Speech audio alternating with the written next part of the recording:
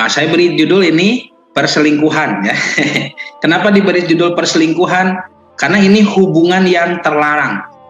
Karena ini hubungan yang tidak boleh ada, ya. Hubungan yang tidak boleh ada, dan bahkan bagi para ahli sejarah itu dianggap dulu ya, dari dulu ahli sejarah menganggap tidak mungkin ada.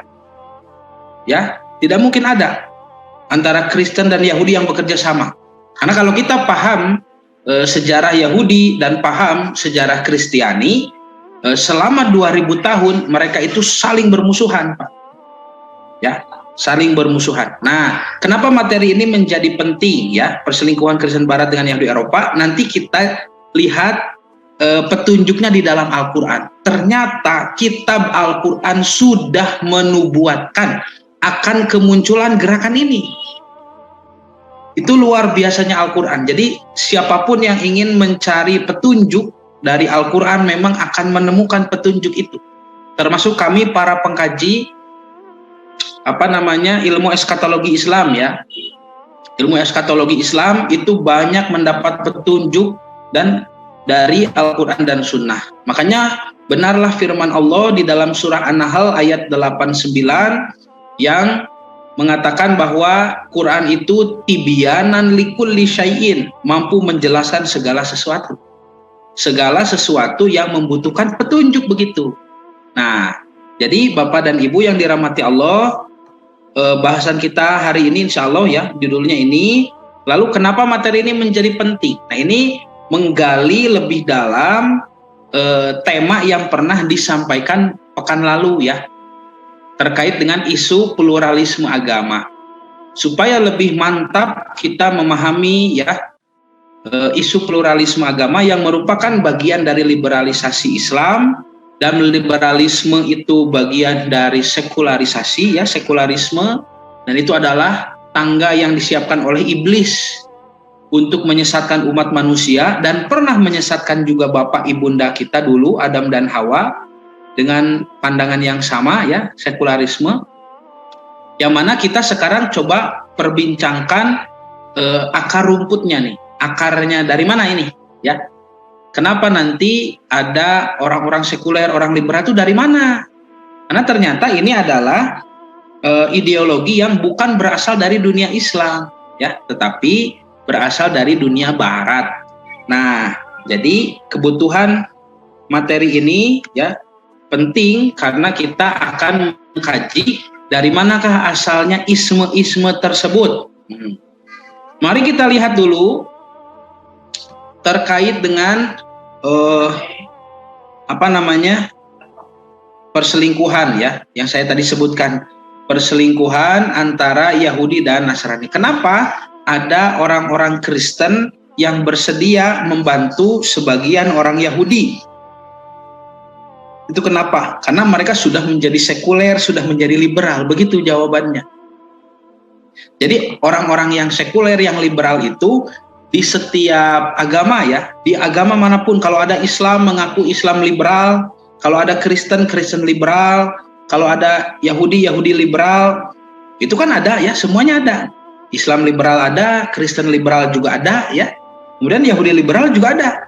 Nah, maka justru pola pikir sekularisme ini yang meracuni para penganut agama. Jadi asalnya Yahudi, Kristiani, Islam itu tidak cocok dengan ideologi sekularisme. Di tangan orang-orang liberal ini menjadi cocok. Nah, saya ingin menyampaikan dulu terkait isyarat Al-Quran ya. Isyarat Al-Quran ketika menjelaskan kemunculan gerakan yang misterius itu, perselingkuhan antara Yahudi dan Nasrani.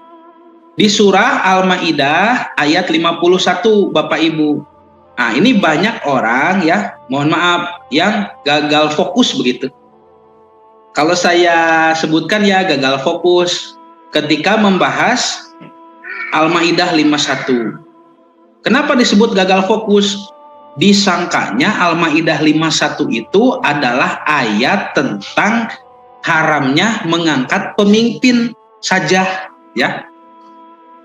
Jadi rata-rata orang yang membaca Al-Maidah 51 pasti terfokus bacaannya itu pada kata aulia. Betul ya? Aulia itu nanti diartikan pemimpin, diartikan juga teman dekat, diartikan juga pengayom, diartikan juga aliansi, sekutu. Nanti ketika terjemahnya dirubah-rubah, wah protes ya. Jangan-jangan ini nanti pemimpin kafir ya, berpolitik supaya mau dipilih. Itu pemahaman yang terlalu sempit. Jadi kalau ditanya apa hukumnya memilih pemimpin kafir, jawabannya haram. Mana dalilnya? Banyak. Itu Pak. Bukan hanya Al-Maidah 51, banyak sekali dalil-dalilnya. Dan Allah Subhanahu wa taala mengulang ya, larangan memilih pemimpin kafir di dalam Quran itu jumlah pengulangannya lebih banyak daripada jumlah pengulangan ayat pengharaman daging babi. Artinya pemimpin kafir itu waduhnya mendapat perhatian lebih gitu. Mendapat perhatian lebih. Nah, biasanya orang yang membaca Al-Maidah 51 itu berfokus pada la tattakhidul yahuda wan nasara auliya, sudah.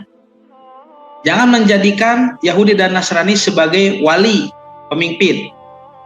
Waliyun itu sebenarnya kalau diartikan pemimpin belum terwakili semuanya. Waliyun adalah kosakata di dalam bahasa Arab yang jika dicari padanan katanya dalam bahasa Indonesia tidak akan ditemukan padanan katanya. Saya ulangi ya. Kalimat waliyun dalam bahasa Arab jika mau diterjemahkan ke dalam bahasa Indonesia, kita tidak akan menemukan padanan katanya yang sepadan ya. Karena waliyun itu mencakup pemimpin, mencakup juga pengayom, pengurus, mencakup juga penolong ya, mencakup juga pelindung begitu. Yang akhirnya nanti oleh bahasa Indonesia diserap saja jadi wali, bahasa Indonesia itu. Makanya kalau ada orang yang mau menikah tapi misalkan sudah tidak punya orang tua, misalkan ada perempuan mau dinikahkan tapi bapaknya sudah meninggal, ya biasanya kan suka ditanya ya oleh Ustadz Gopur nih, oleh Lebe gitu. Mana walinya, kan begitu ya, mana walinya, sah walina cenah. Nanti yang datang itu siapa? Orang yang selama ini melindunginya, mengurusinya, mengayominya, kan begitu, itu waliyun. Apakah juga termasuk pemimpin? Termasuk pemimpin. Makanya sebetulnya bagi saya tidak ada masalah apakah waliyun itu mau diartikan pemimpin, mau diartikan teman dekat, tidak ada masalah. Tidak akan merubah syariat haramnya memilih pemimpin kafir. Kenapa tidak akan merubah syariat? Karena ayat-ayatnya itu masih banyak yang melarang kita memilih orang kafir sebagai pemimpin itu. Nah, tetapi di ayat ini sebetulnya fokus ya, fokus pembacaan kita bukan hanya di kata aulia itu, tetapi ada pada kalimat setelahnya. Apa itu? Yaitu di kalimat ba'duhum aulia uba'din. Taeta, Pak. Kalau kita belajar bahasa Arab ya, ini kan bukan bahasa yang rumit. Ya, Ustadz Gopur, ini bukan bahasa yang rumit ya. Ba'duhum aulia uba'din, kan itu sederhana sekali kosakata itu. Ba'duhum sebagian Yahudi, aulia menjadikan wali, ba'din pada sebagian yang lain, maksudnya sebagian Nasrani. Ini bukan kosakata yang sulit, ya, mudah dipahami. Dan kita nanti mau menerjemah sebagai apa kalimat ini. Jadi kalau diterjemah dari awal, ya ayyuhalladzina amanu, wahai orang beriman, ya, ba'da'udzubillahi minasyaitonirrajim. Ya ayyuhalladzina amanu, wahai orang beriman, la tattakhidul yahuda wan nasara, jangan jadikan Yahudi dan Nasrani aulia, Pak. Aulia, wali-walimu, penolong, pengayom, pembantu, teman dekat, aliansi, sekutu, begitu. Ba'duhum aulia uba'din. Nah, ini mau diterjemahkan bagaimana?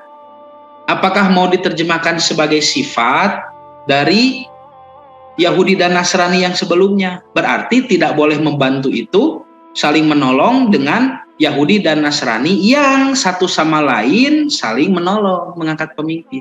Jadi kalau Yahudi dan Nasraninya bermusuhan, silahkan kalian juga mau menolong mereka. Jadi gitu konsekuensinya.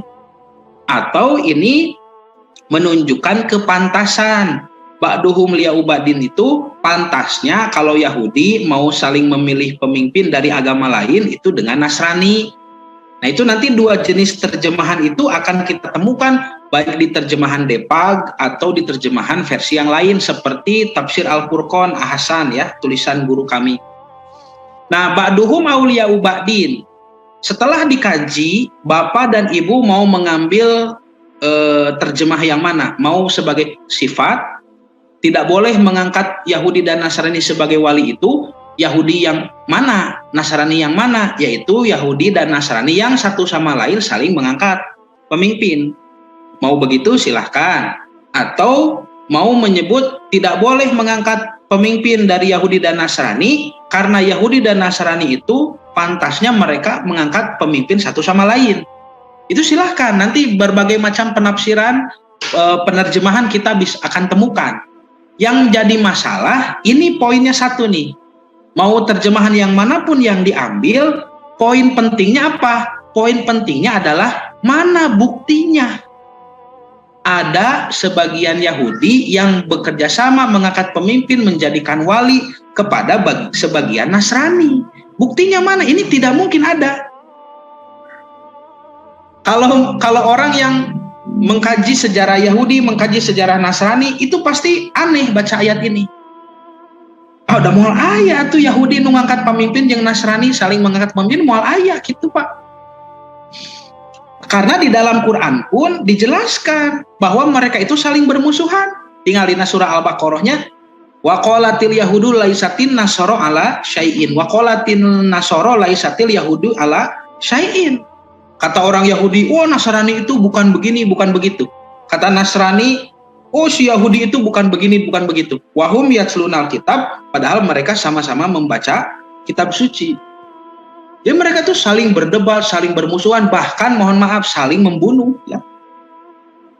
Di kerajaan Barat di Eropa itu dimanapun, selama kerajaan itu Kristiani, ya dipimpin oleh tokoh gereja. Kalau ditemukan ada orang Yahudi di sana, pasti langsung didudut, Pak.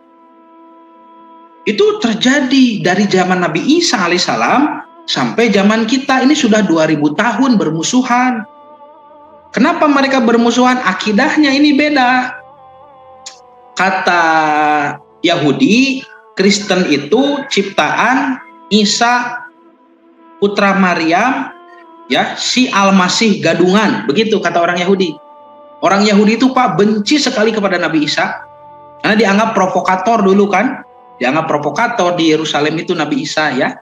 Nah, sudah pernah dijelaskan di episode Takdir Yerusalem ya.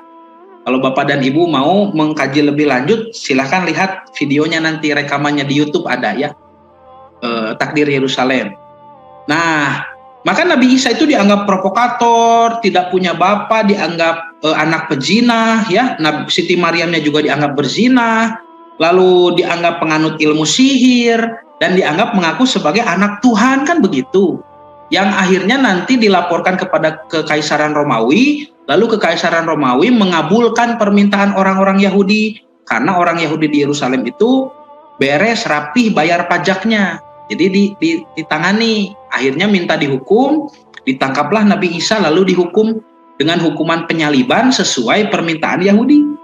Makanya kalau sekarang kita membaca kitab tulisan rabi-rabi Yahudi, misalkan yang saya tahu itu kitab Igre Teiman. Igre Teiman itu surat kepada orang-orang Yaman, ditulis oleh Rabi Moshe ben Maimon.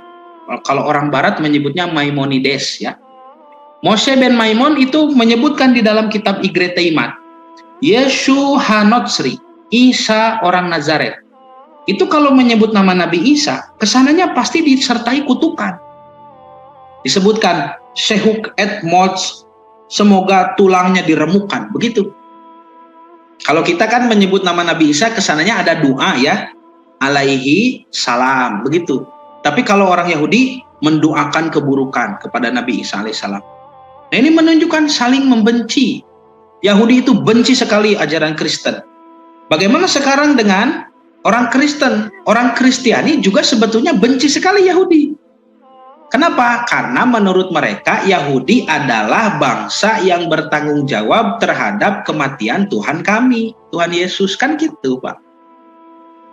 Jadi ini selama 2000 tahun bermusuhan, tidak mungkin nantinya saling mengangkat pemimpin.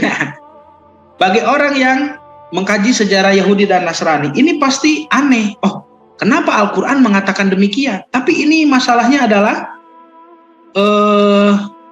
firman Allah, kan begitu. Allah mengatakan ba'duhum auliya'u ba'din, sebagian Yahudi mengangkat pemimpin kepada sebagian yang lain. Ini apakah ada sebagian Yahudi yang mengangkat pemimpin kepada sebagian Nasrani? Apakah ada? Jawabannya,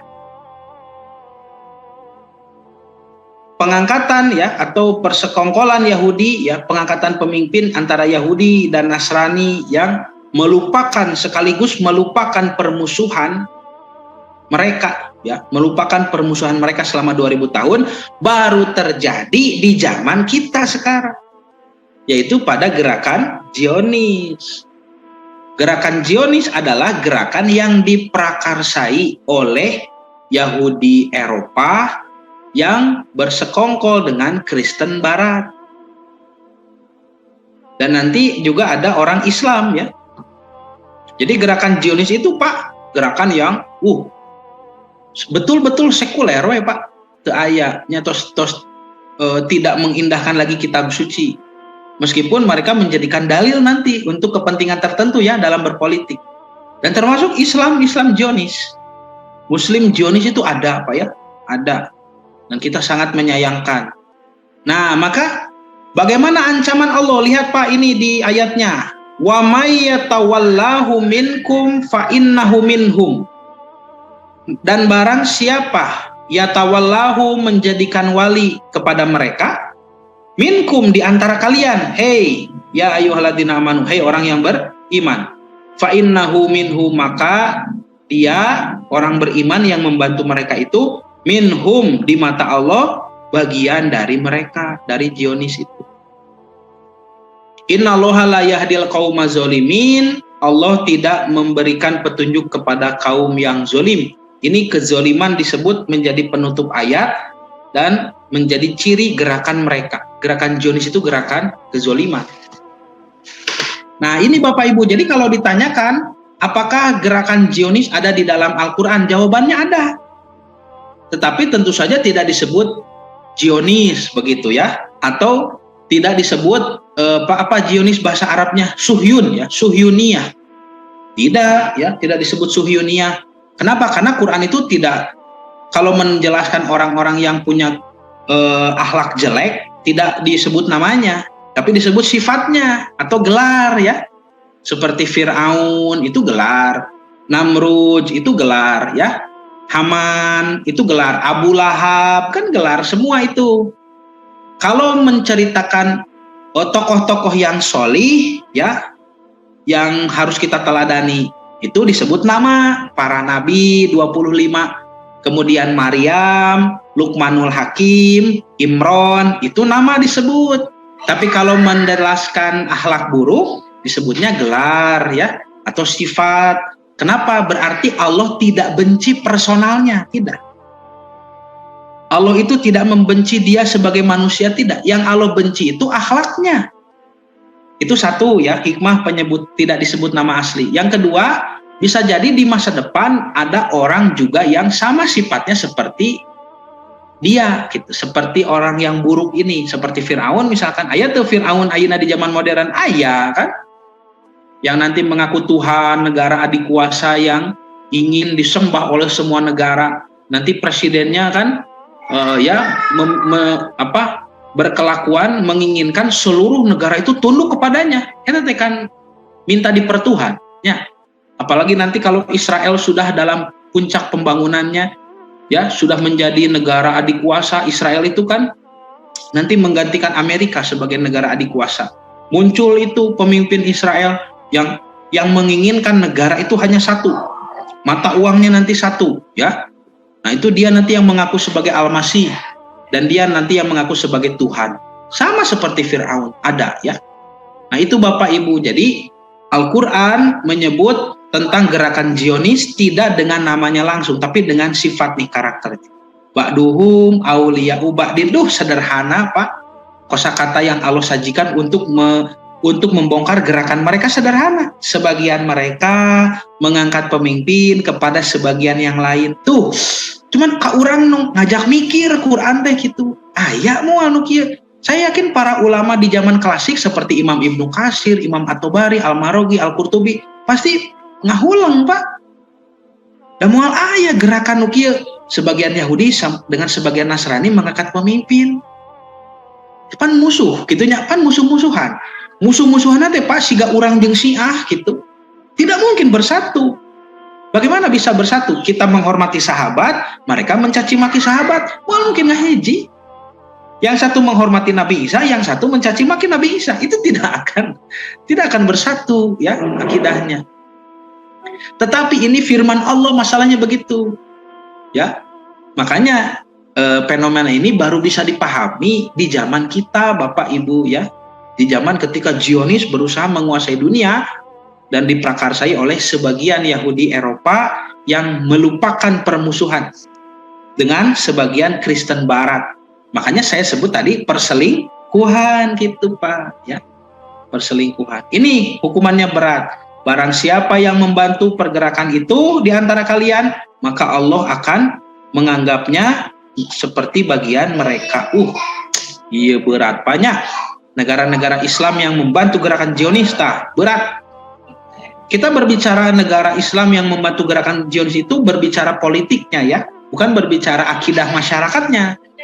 Siga Indonesia teh mayoritas Islam terbesar di dunia. Apakah gerakan politik kenegaraannya sekarang Islami? Itunya. Ya sama ketika saya mengatakan Saudi Arabia itu membantu Zionis dalam pergerakan politiknya. Ya, dengan tidak menjual minyak kecuali kepada negara yang memakai dolar untuk alat tukar. Itu sudah ditandatangani sejak selesainya Perang Dunia Kedua, disebutnya Perjanjian Bretton Woods ya. Silakan Bapak dan Ibu cek Perjanjian Bretton Woods ya. Itu ditandatangani oleh Raja Saudi, Raja Abdul Aziz dulu.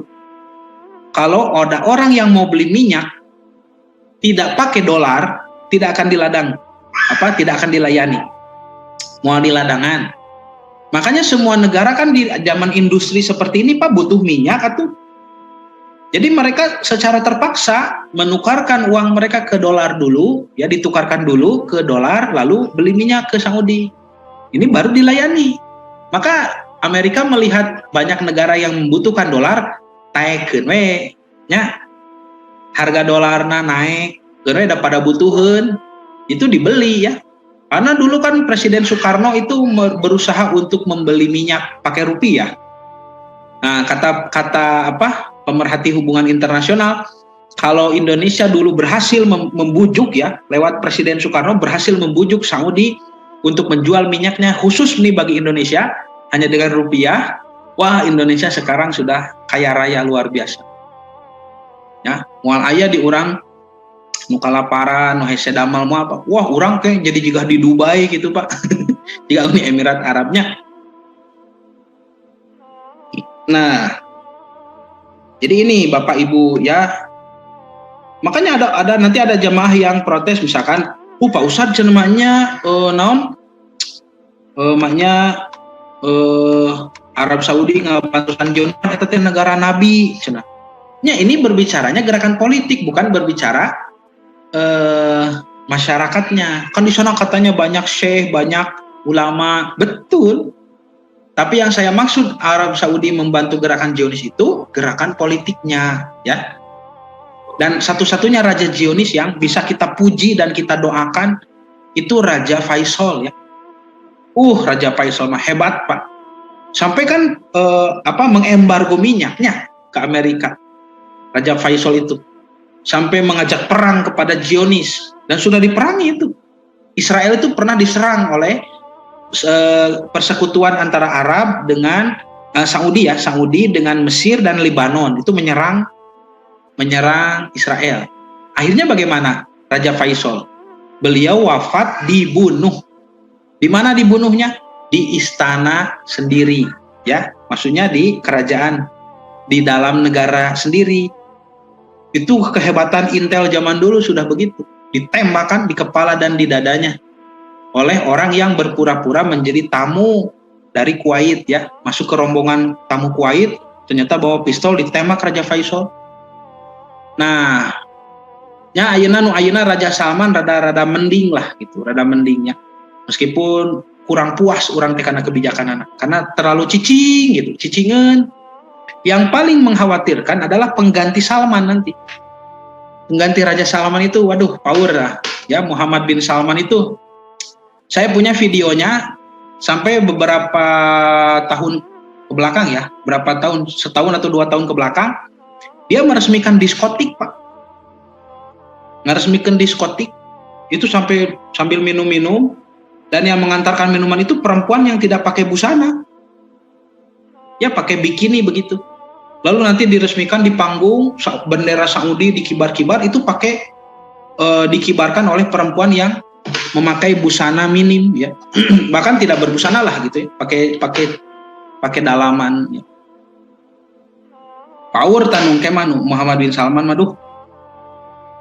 Nah, Bapak Ibu yang dirahmati Allah, sudah ya, jadi ini Yahudi dan Kristen Eropa bersekutu dan melupakan 2000 tahun permusuhan mereka. Kristen Barat menerima ajakan Yahudi Zionis untuk merealisasikan misi utama mereka, membangun negara sekuler Yahudi di Israel.